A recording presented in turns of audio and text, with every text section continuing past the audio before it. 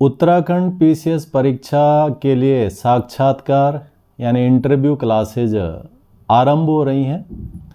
Eklavya IAS academy इस interview को विद्यार्थियों का एक ऐसा अंतिम स्ट्रोक की तरह जो है मानता है, जिसमें विद्यार्थी को अपने पिछले 20, 22, 25 साल के जो उसका पढ़ाई का, उसके जीवन का जो तमाम अनुभव है, उस अनुभव को उसे व्यवस्थित रूप से प्रशासनिक पद के अनुरूप प्रस्तुत करना होता है।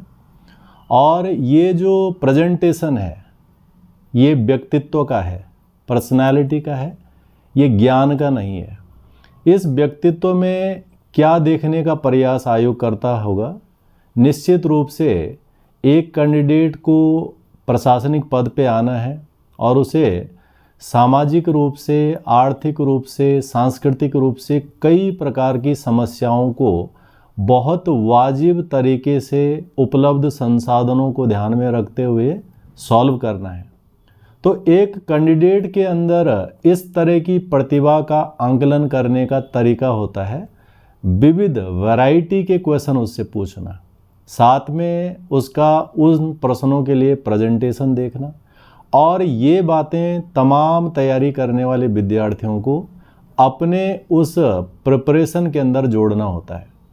तो एकलव्य आईएएस एकेडमी तमाम इंटरव्यू की तैयारी करने वाले विद्यार्थियों के लिए पूरा एक लंबा क्वेश्चनरी का प्लान कर रहा है, जिसमें उसके बायोडेटा यानी एकेडमिक सेगमेंट के क्वेश्चंस, उसके हॉबी के क्वेश्चंस, उसके जिले से संबंधित क्वेश्चन, उसको जो सांस्कृतिक चीज़ों से जो है संबंध है उससे संबंधित क्वेश्चन, राज्य की योजनाओं, साथ में जो मुश्किल समय पर जो है समाधान करने के लिए आवश्यकता था उनको, इन तमाम पहलुओं को ध्यान में रख करके तैयारी आरंभ होगी 13 दिसंबर से।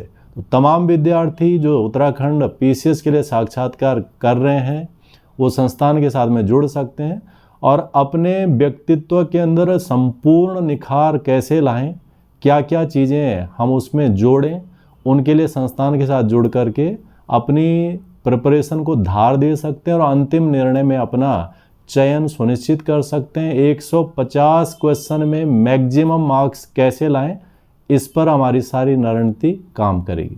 धन्यवाद।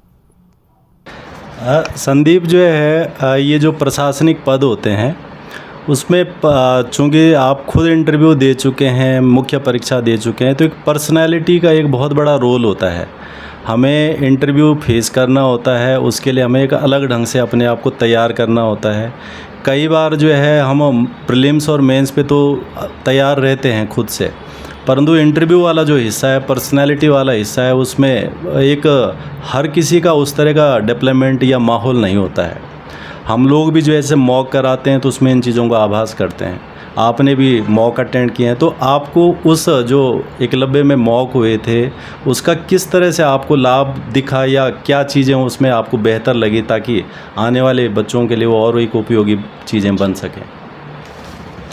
हाँ जी, मैं बताना चाहूँगा कि प्री और मेंस में और इंटरव्यू में बहुत फ़र्क होता है, क्योंकि प्री और मेंस में हमें ये होता है कि जो भी हमने पढ़ना है और वह हमें लिख देना है, उस पर कोई डायरेक्टली नज़र नहीं रख रहा है कि वो डायरेक्टली नहीं देखा जा रहा है। लेकिन इंटरव्यू में बहुत नर्वसनेस होती है।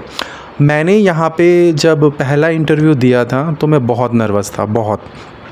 तो सर लोगों ने मुझे समझाया और बताया कि मुझे किन चीज़ों पे काम करना है, क्योंकि उसका पहले कोई नॉलेज नहीं था। पढ़ा हुआ तो था लेकिन वो सब दिमाग से निकल जा रहा था जब क्वेश्चन पूछे जा रहे हैं। तो सर ने मुझे समझाया कि किस तरीके से हमें धैर्य रखना है, किस तरीके से आपको क्वेश्चन आंसर पुटअप करने हैं, कैसे अपने आंसर देने हैं, कैसा बिहेव करना है। फिर सर ने मेरे को सेकंड उसके लिए बुलाया कि आप दोबारा आइए पूरी प्रिपरेशन से।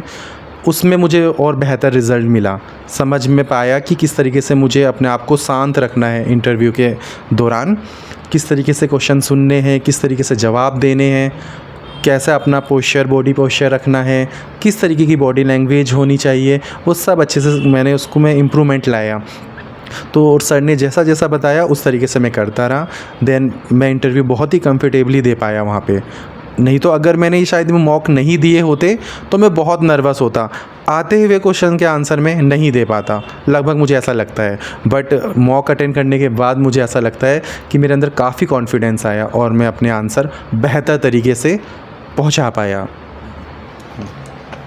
तो संदीप जी की कहानी आप लोगों ने देखी, उनका संघर्ष देखा, उनका समय आप देख रहे हैं। 2017 से लगातार इसके लिए प्रयास कर रहे हैं। असफलता के बाद सफलता और अब PCS अधिकारी के रूप में बिल्कुल जो है ज्वाइनिंग के लिए तैयार हैं। तो हम तमाम विद्यार्थियों को यही कहना चाहेंगे कि संदीप कुमार जी की तरह प्रयास कीजिए, संघर्ष कीजिए, लगातार समर्पण के साथ में आगे बढ़िए और आप लोगों के पास भी एक बेहतर लक्ष्य होगा, एक बेहतर परिणाम होगा। तो मैं संदीप जी को दोबारा एक बार उनकी सफलता के लिए बहुत बहुत बधाई और शुभकामनाएं देता हूं।